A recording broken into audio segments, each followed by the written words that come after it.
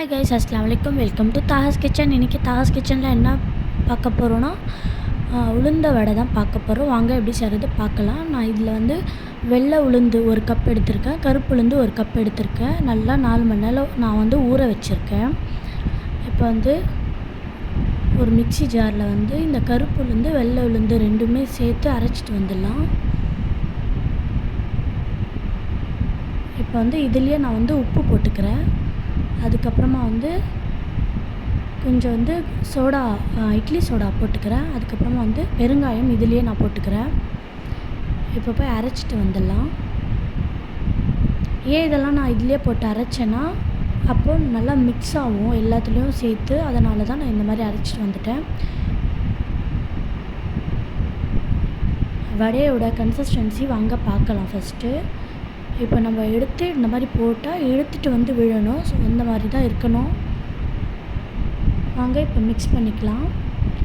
இப்போ வந்து வடைக்கு வந்து நம்ம என்னென்ன மசாலா போட போகிறோன்னா கருவேப்பிலை, கொத்தமல்லி, பச்சை மிளகா, இஞ்சி, ஆனியன். நான் கொஞ்சோண்டு வந்து பெப்பர் போட்டுக்கிறேன். ஏன்னா பெப்பர் போட்டால் எனக்கு ரொம்ப பிடிக்கும். வடைக்கு அந்த ஸ்மெல் அழகாக இருக்கும், சூப்பராக இருக்கும்.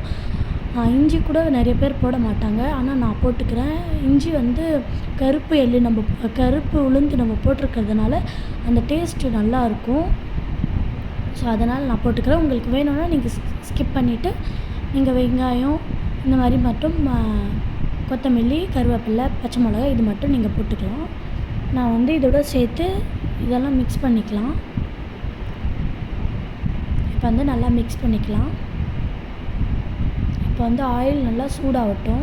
சூடாகினோடனே நம்ம ஒன்று ஒன்றா எடுத்து போட்டுக்கலாம்.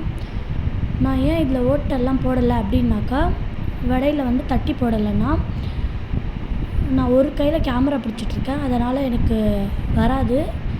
அதனால் அந்த மாதிரி போட்டு வச்சுருக்கேன். உங்களுக்கு வேணும்னா நீங்கள் வந்து தட்டியெல்லாம் போட்டு நல்லா உளுந்து வடைக்கு எப்படி நம்ம ஓட்டை போடுவோமோ அந்த மாதிரிலாம் நீங்கள் போட்டுக்கோங்க. இப்போ வந்து திருப்பி போட்டுக்கலாம். இதெல்லாம் எரிஞ்சிச்சு அப்படின்னு நீங்கள் நினச்சிடாதீங்க. கருப்பு உளுந்து போட்டதுனால இப்படி தான் வரும், பிளாக்காக இருக்கும். ஆனால் டேஸ்ட்டு நல்லாயிருக்கும். நீங்கள் சாப்பிட்டு வந்து தேங்காய் சட்னி செஞ்சுருக்கேன்.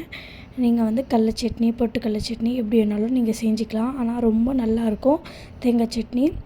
ஒரு வாட்டி செஞ்சு பாருங்கள். தாஹாஸ் கிச்சனுக்கு லைக் பண்ணுங்கள், கமெண்ட் பண்ணுங்கள், ஷேர் பண்ணுங்கள், சப்ஸ்கிரைப் பண்ணுங்கள். அஸ்ஸலாமு அலைக்கும்.